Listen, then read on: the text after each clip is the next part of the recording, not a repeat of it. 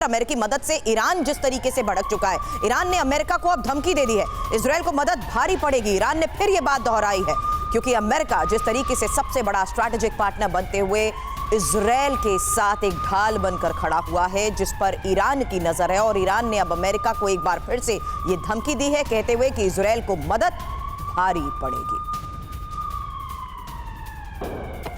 IDF यरूशलेम में भी हमास के लड़ाकों को ढूंढ ढूंढ कर खत्म कर रही है। हमले के दौरान भारी गोलाबारी की गई, जिसमें अत्याधुनिक हथियार शामिल थे। आईडीएफ ने बताया कि जंग के दौरान हमास के 3 लड़ाकों को मार गिराया गया। इस बीच मुस्लिम देशों की कूटनीति तेज हो गई है। तुर्की के विदेश मंत्री ने मिस्र और जॉर्डन से बात की है। तुर्की के एक राजनयिक सूत्रों ने कहा है, तुर्की के विदेश मंत्री हकन फिदान ने अलग अलग फोन पर बातचीत में तत्काल युद्ध विराम पर बातचीत की। इधर तालिबान के उप प्रधानमंत्री मुल्ला अब्दुल गनी बरादर ने ईरान के विदेश मंत्री समेत कई राजनीतिकों से भी बात की है। ईरान ने अमेरिका को फिर धमकाया है। सरकारी मीडिया की रिपोर्ट के अनुसार ईरान के रक्षा मंत्री ने ब्रिगेडियर जनरल मोहम्मद रजा घराई ने चेतावनी दी है कि अगर अमेरिका ने गाजा में युद्ध विराम लागू नहीं किया तो उसे बड़ा झटका लगेगा। इधर अमेरिकी विदेश मंत्री एंटनी ब्लिंकन ने वेस्ट बैंक में फिलिस्तीनी राष्ट्रपति महमूद अब्बास से मुलाकात की। साथ ही ब्लिंकन ने वेस्ट बैंक के रामल्ला का अचानक दौरा किया। हालांकि सीज फायर की सारी कोशिशें फेल नजर आ रही हैं। कोई भी दबाव काम नहीं आ रहा है।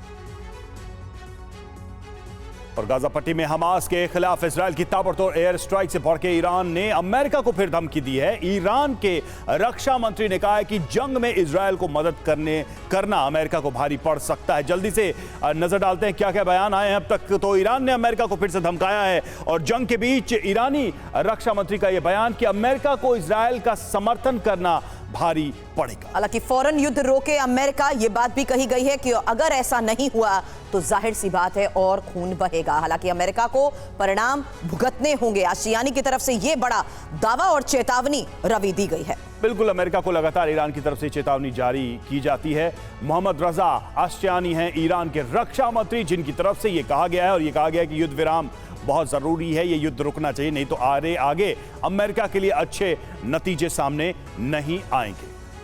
हालांकि हमास ने अब तेल अवीव पर हमले जिस तरीके से तेज कर दिए। एक और बड़ी खबर है, आयरन डोम की वजह से कई रॉकेट हवा में ही मार गिराए गए हैं। इस बीच गाजा में मारे जा रहे बेगुनाह लोगों को लेकर फिलिस्तीन की चुप्पी पर बगावत के सुर भी अब सुनाई देने लगे हैं।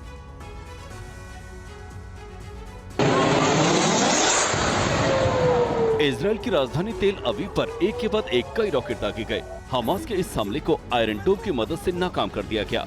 इस बीच हमास के तेज होते हमले के बाद तेल अवीव में अलर्ट जारी किया गया है। इजरायल के इस मैप से जाहिर है कि तेल अवीव समेत 16 ऐसी जगह हैं जहां रॉकेट हमले का अलर्ट है।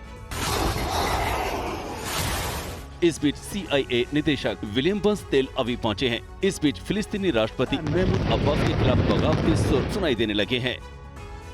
सन ऑफ अबू जंदाल नाम के एक ग्रुप के लड़ाकों ने फिलिस्तीनी राष्ट्रपति को धमकी दी है कि इजरायल के खिलाफ युद्ध का ऐलान करो या फिर बगावत के लिए तैयार हो जाओ। इधर फिलिस्तीन भी गाजा पट्टी पर नियंत्रण हासिल करने के लिए तैयार है, लेकिन शर्त है ताजा विवाद के पूरी तरह खत्म होने के बाद। इस मसले पर महमूद अब्बास ने अमेरिकी विदेश मंत्री एंथनी ब्लिंकन से बातचीत की है।